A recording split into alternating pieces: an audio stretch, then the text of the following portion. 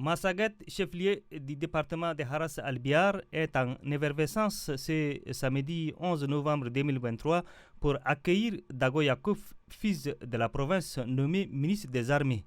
Un accueil de grand jour lui a été réservé par la population de Hadj al-Lamis.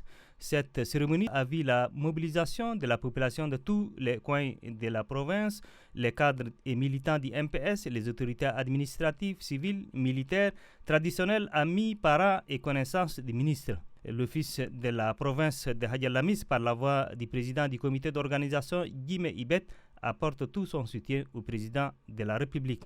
Cette confiance placée en ce cadre émérite, au parcours brillant est reçue par nous, ses parents, frères et amis, comme une marque de considération de cette grande province que le président de transition, président de la République, chef de l'État, Mahamadou Idriss Déby Itno, reçoivent l'expression de notre profonde reconnaissance. 3 motions de soutien ont été formulées. Il s'agit de la motion de soutien aux forces de défense et de sécurité pour la préservation de l'intégrité territoriale, au secrétaire général du MPS Haroun Kabadi pour son leadership au sein du parti.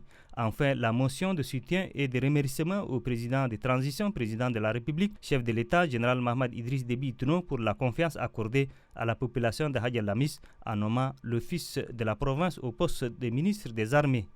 Exprimons notre profonde gratitude envers le président de transition pour l'honneur et la reconnaissance qu'il a témoigné à la population de Hadj al-Lamis. En nommant notre estimé aîné et cher ami, le camarade Dago Yakoub au poste de ministre en charge des armées. Très ému par cette marque de sympathie, le ministre des Armées, Dago Yakoub, invite la population de Hadj al-Lamis dans son ensemble à soutenir les autorités de transition. Cette nomination témoigne de l'importance que le chef de l'État accorde à notre province. Et c'est aussi la preuve du respect de la parole donnée, la parole d'un officier général, la parole d'un grand homme.